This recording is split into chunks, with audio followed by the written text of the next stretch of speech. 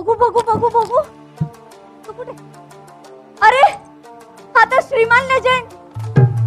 डिंग डांग डिंग डिंग डांग डुंग डिंग डांग डिंग डिंग डांग. ओ ये बबडी. डिंग डांग डिंग डिंग डांग डुंग डिंग डांग डिंग डांग डुंग डिंग डांग डिंग डांग डुंग. हा तोच ना तो श्रीमान लेजंड. कुठे? अरे इथे. श्रीमान लेजंड. करेक्ट. तोच तो. पण मेला आता ढुंकून पण बघत नाही माझ्याकडे. आमच्या श्रीमान भाऊने काय बोलायचं काम नाही का? तुमच्या भाऊकीतला आहे. शपथ तुला कसं कळतं रे सगळं? लाल परी ऑन वाजला. ते जाईल तिथे या माणसाला भाऊकीचं प्रमोशन करायचं असतं. आणि हो श्रीमान भाऊंना काय बोलायचं ना. काय केलंय त्यांनी तुमचं? हो तो लहान असताना करायचा माझ्यासोबत प्रवास. पण आता जाईल तिकडे बाईक घेऊन जातो. बरं त्याचे 4 मित्र जाणार होते कुठेतरी एसटीने. त्यांना पण बाईक दिल्या. अरे देवा. कोण करणार आता माझ्यासोबत प्रवास? बरोबर. तुम्हीच सांगा. एक काम करा त्याला विचारा. माझ्यासोबतची एक तरी आठवण का विचारा त्याला. विचार रे शंतनू. विचारू ना सिद्ध्या भाऊ. लालपरी सोबत खूप आठवणी आहेत माझ्या. पण मी लहान असताना नाही मोठा असताना सुद्धा लालपरीतच प्रवास केलाय बऱ्याच वेळा. पण एखादा असं काही किस्सा किंवा असं काही तुमच्या सोबत घडलेलं अशी आठवण? हा म्हणजे लालपरी जर नसती तर आता मी जिकडे राहतो मी नाव नाही सांगू शकत. सुमाटणे नाका. तर त्याच्यापासून पनवेल थोडस लांब आहे. तर तिथे जायला गाडी म्हणजे लालपरीच. आणि मी वाशीवरनं एक ट्रेन पकडायचो. आणि ती ट्रेन पकडल्यानंतर एक 3 ते 4 मिनिटाचाच अंतर असणार. तर धावत पडत आपल्याला ती गाडी पकडायला लागणार. ती नसली तर मग डायरेक्ट 1 तासानंतरच बस दुसरी. मग आम्ही कसे बसे धावत पळत रोज पकडायचो. आणि माझा एक मित्र आहे ना तो नेहमी पुढे असायचा माझ्या नेहमी. कारण मी मागे बसायचो तो पुढे बसायचा ट्रेन मध्ये. तो आधी पोहोचायचा. तर एक टाइम असा होता की त्यांनी गाडी पकडून ठेवली आणि 1.5 मिनिटापर्यंत त्यांनी थांबवून ठेवली माझ्यासाठी अख्खी बस. आणि मग मी जाऊन पकडली. प्रवास व्हायचा तर लालपरीनीच व्हायचा. म्हणजे इथून तिथे जायचंय तर ती लागायची. तसं त्या बोलल्या तसंच. म्हणजे सुखच वेगळं आहे. त्या खिडकीमध्ये तो वारा रिलॅक्स बसा. मग मध्येच तो कुरमुरेवाला येणार कुरमुरे खा. मग बस पनवेलवरनं निघणार. हा एक नंबर. बघितलं आहेत ना आठवणी. शेवटी हॅशटॅग बांधेल की फॅमिली. ह्याला पण बाईक हवी आहे. देणारच आहे. आता येता जाताना बाईक वरनं दिसते लालपरी. मी असं आठवणी काढतो. नाही पण ह्याला बाईक हवी आहे म्हणून हा असं बोलतोय. नाही पण मी म्हटलं ना देणारच आहेत ते. मला पण एक देईलच ना. अरे तुमची तुला अजून काही त्रास? सिद्धांत जोशी म्हणजेच श्रीमान लेजंड यांनी कृपया रंगमंचावरती यावं.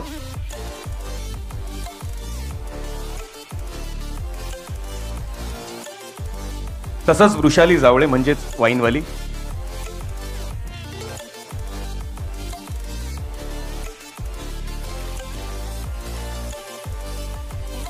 इथे 10 नंतर परमिशन आहे. हो वाजवत का नाही आता?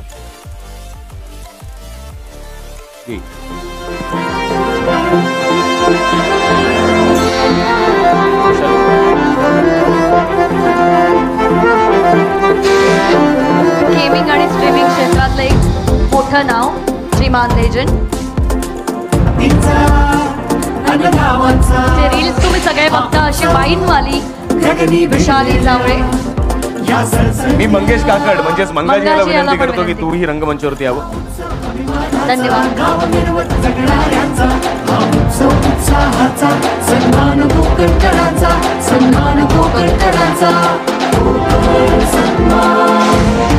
सोहम शहाणे म्हणजेच RJ सोहम याला विनंती करते की त्याने रंगमंचावरती यावं.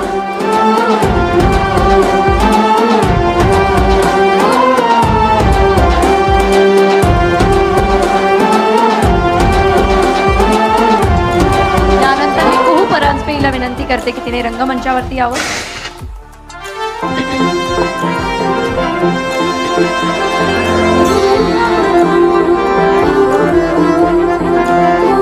प्रसाद विदाते याने कृपया रंगमंचावरती यावं. त्याचे रील्स आपण सगळे आवडीने बघतो. लाल मातीचा अनगावाचा हा उत्सव. गणेश बनारे यांना विनंती करतो की त्यांनी स्टेजवरती यावं. फोटोग्राफी क्षेत्रातलं एक नावाजलेलं नाव. त्यांचा आदर्श आम्ही घेतो.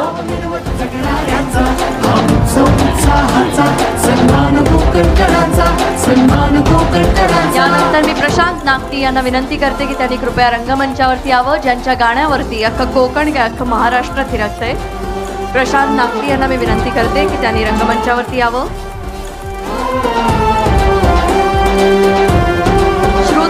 निलंबेकर म्हणजेच कोण श्रुतिक याला मी विनंती करते की त्याने रंगमंचावर यावं.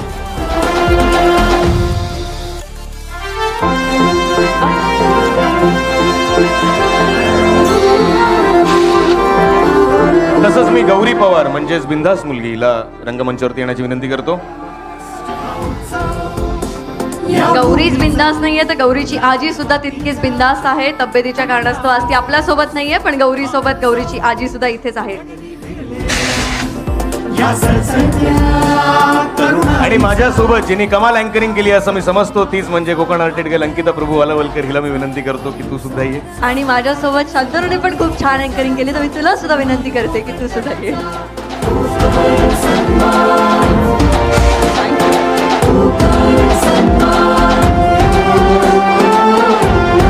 प्रसाद विधात्याला मी विनंती करतो की त्यांनी रंगमंचावरती यावं.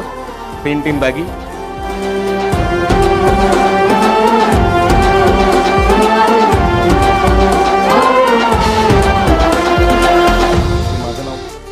Shantanu please. Thank you so much.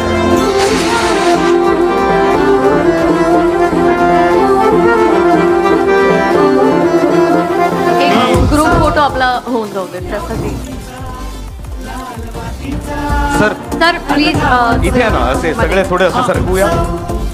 जगनी भिडलेल्या या सळसळत्या तरुणाईचा हा उत्सव अभिमानाचा गाव मिरवत जगणाऱ्याचा